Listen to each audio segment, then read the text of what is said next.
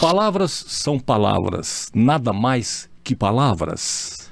Primeiro, a pergunta, ela problematiza a afirmação, que é descabida no sentido de tomá-la principalmente solta, né? Depende muito do contexto em que ela estiver sendo usada para que ela tenha um mínimo de razão, um mínimo de perspectiva lúcida, né? A pergunta, ela faz a gente entender, inclusive, o valor da palavra. Quando você para fazer a pergunta, é porque você não aceita que alguém banalize a palavra ou, pelo menos, dá a chance de que a discussão seja feita, né? Eu estava raciocinando sobre isso, pensando no tema, né? Quando você pega essa cultura judaico-cristã, essa coisa da Bíblia e tal, pô, a Bíblia começa, no princípio, era o verbo. E o verbo era Deus. Quer dizer, vamos falar, verbo é palavra. Verbalizar é usar palavras, né? Quando você discute dentro de uma certa cena cultural ou equivale o verbo a Deus, quase que é uma heresia falar que palavras são só palavras, nada mais que palavras, né? Afirmar isso. Então a afirmação, ela precisava desse questionamento de antemão, para que a gente pudesse valorizá-las de uma maneira um pouco mais justa, né? A verdade é que a gente, quando está mexendo com as palavras, a gente começa a ver isso que você colocou, né? As potencialidades da palavra, positivas e negativas, né?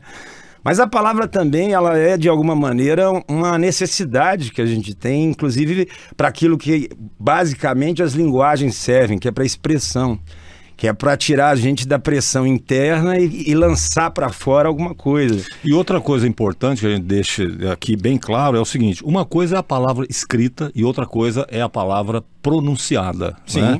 A palavra falada, por exemplo, né, ela vai carregada de sentimento, ou seja, então, a mesma palavra, por exemplo, uma frase, vou pegar talvez a mais bem dita de todas as frases, né, ao longo dos anos e tal, eu te amo, certo? Uhum. Esse eu te amo escrito é uma coisa, falado depende muito, para ter valor, depende muito do sentimento que a pessoa está tendo para falar. Ela escrita, ela requer do receptor, né, uma perspectiva sensível para ele imaginar alguma coisa que dê esse conteúdo um pouco mais pulsante para aquela expressão.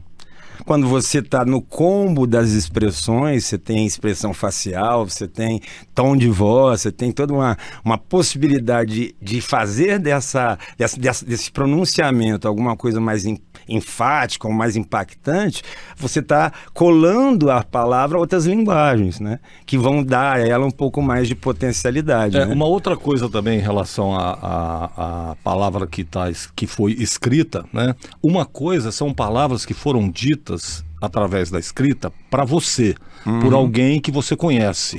Outra coisa são escritos que você lê, né? E, claro, são palavras e que para você vão ter um significado, para mim terá outro significado, para o Rodrigo outro, para o João outro, para o Manuel outro. Eu vou além, vai para a gente mesmo. Em diferentes momentos, a gente pode até ler e reler, a releitura é alguma coisa, sabe, sublime. Aliás, é o que justifica a releitura. Mas, né? por exemplo, quando você entra em contato com um texto, com um livro, né, com um poema, que seja ele isolado, mas dentro de uma faixa etária que você está vivendo, ou de uma circunstância, ela vai soar para você de um jeito.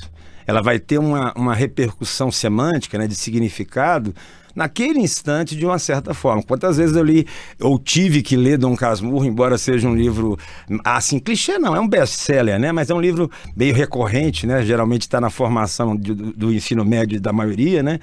E amadureci a percepção sobre o livro, sabe? Fui impactado por trechos que antes eu não tinha percebido, né? Então a palavra tem esse poder, a gente vai paulatinamente conseguindo desvendá-la, né? Ou desconfiar que ela pode ter dito uma outra coisa que antes eu não tinha percebido. Ou seja, é um outro aspecto importante esse, né? Que você está... Só para concluir, eu mesmo, lendo em diferentes momentos, vou perceber as palavras de uma forma nova. Né? Ou seja, a percepção tem a ver com a sua experiência, claro. Né? E o que significa dizer o seguinte, olha, o significado das palavras, ele ele é diretamente proporcional à sua capacidade de entendimento. E essa capacidade de entendimento também é diretamente proporcional ao seu conhecimento, à sua experiência, à sua vivência. Ao amadurecimento que você tem. Porque aí você vai agregando outras ferramentas, né, que te permitem visualizar mais do que antes se via, né? Seus olhos eram imaturos, ingênuos. Um dia me disseram que as nuvens não eram de algodão. Aí eu aprendi que elas não eram de algodão, mas pareciam, né? Quer dizer, mesmo na ingenuidade de uma leitura inicial, infantil, né, pueril, a gente percebe um primeiro nível, né, de percepção daquilo que a palavra trouxe. Claro. Vai passar o tempo, ele vai entender, às vezes até esvaziar, porque às vezes na brincadeira da percepção ingênua do menino, há muito mais leveza, muito mais beleza, que talvez depois que você amadureceu, meio porcalhado, vou usar essa palavra meio maluca, né? Por tantas influências, por tantas interferências, você prejudique aquilo que é essencial, às vezes, na ingenuidade da expressão. Porque a pureza do que foi apresentado. Porque a experiência, ela não só pode trazer conhecimento e tal, como ela pode brutalizar você. Claro. Aliás, muitas vezes é o que realmente acontece. Talvez, na maioria dos casos, aconteça um embrutecimento das pessoas, né? Elas vão perdendo a sensibilidade. Eu gosto muito de um livro chamado Insustentável Leveza do Ser, do Milan Kundera, né? E esse desafio, né, de você entender o ser como algo que transcende a você e ter essa coisa, sabe, meio que apaixonante, sabe, meio fascinada pela existência, só é possível se você não perder essa capacidade ingênua, sabe, de não pesar coisas que são leves, mas você pesa pela carga das interferências ao longo do caminho. Não sei se você percebe onde eu estou querendo chegar. Então, às vezes, a palavra ganha uma conotação ou uma força negativa, mas ela não tinha originalmente. Isso aí vem da poluição de outras informações, né? Tá aí o grande risco que a palavra acaba fazendo a gente correr, né? Porque a gente pode estar usando a palavra de uma maneira dentro de uma intenção que está poluída.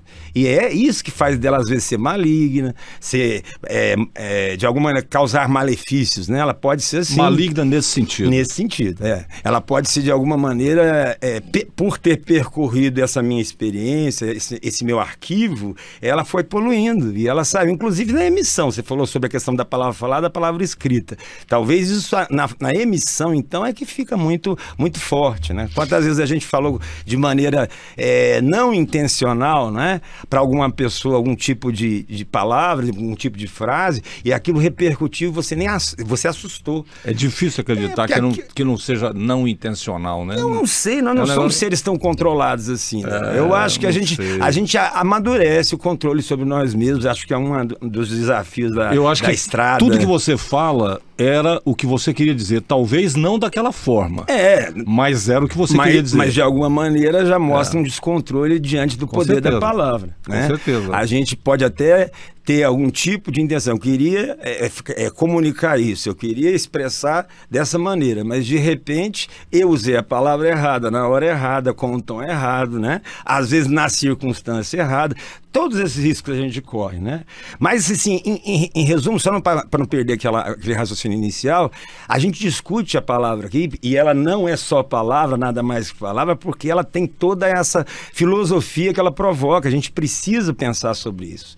Sabe, pensar sobre esse uso, pensar sobre...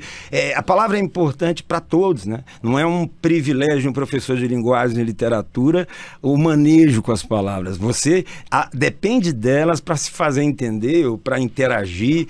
Eu acho das linguagens, mas a palavra está nesse bojo.